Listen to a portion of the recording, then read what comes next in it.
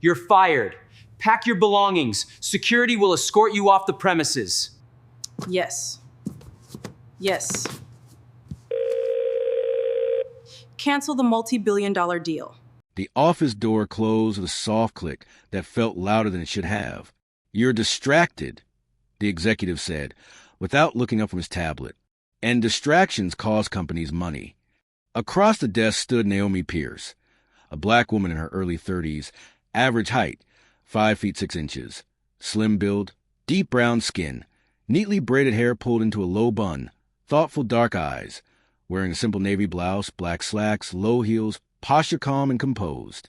"I've met every deadline," Naomi replied quietly. The executive finally looked up. That's not the point. What he didn't know was that the future of his company had already passed through her bank account. Before we continue, tell us where you are watching from in the comments. We would like to know how far these videos go. And if stories like this matter to you, stay with me, like this video, and subscribe to Black Justice so more people can hear these powerful lessons. Your support helps us keep telling stories that matter. Now back to the story. The executive was Daniel Whitcroft, a white man in his mid-40s, tall, 6 feet 1 inch, lean build, fair skin, short brown hair neatly styled, sharp features, wearing a tailored gray suit and crisp white shirt, voice smooth with authority. "Your attention has been divided," Daniel said. "Phone calls, quiet meetings during lunch. I need assistants who are fully present." Naomi nodded once. "I understand." He tapped the screen. "This role demands loyalty and focus." Each word made the room smaller. "I'm terminating your position," he continued. "Effective immediately."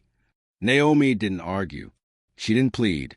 She reached into her bag and calmly removed her badge, placing on the desk. "Thank you for the opportunity," she said. Daniel blinked, slightly thrown off by her tone. "That's all?" "Yes," Naomi replied. "That's all." As she turned to leave, Daniel added, almost dismissively, "Security will escort you out." Naomi paused and nodded. "That won't be necessary." She walked out alone. The following morning, the boardroom filled with uneasy energy. Daniel stood at the head of the table, presenting slides with confidence. "Our expansion hinges on securing the final tranche of seed funding," he said. "Once that clears, we're positioned for rapid growth." A board member raised a hand. "About that funding," she said, "there's been a development." Daniel smiled tightly. "I'm listening." "The primary investor has requested a meeting," another board member added. "In person?" Daniel's smile widened. "Excellent." The door opened. Naomi Pierce walked in. Same calm posture, same composed presence.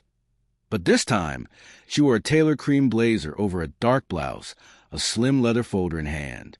Daniel's smile froze. She took a seat at the table, not in the assistant's chair, but among the investors. The silence stretched. Daniel cleared his throat. "Ms. Pierce? I wasn't aware." Naomi met his gaze. "That's understandable." A board member spoke gently. "Daniel, Naomi Pierce is the lead angel investor. Her firm funded the startup at its earliest stage." Daniel's tablet slipped slightly in his hands. Naomi opened her folder, placing documents on the table. "I invested quietly," she said, "because I believe in work, not recognition." Daniel swallowed. "You never mentioned this." Naomi's voice remained steady. "You never asked." The room felt different now. Daniel straightened, attempting composure.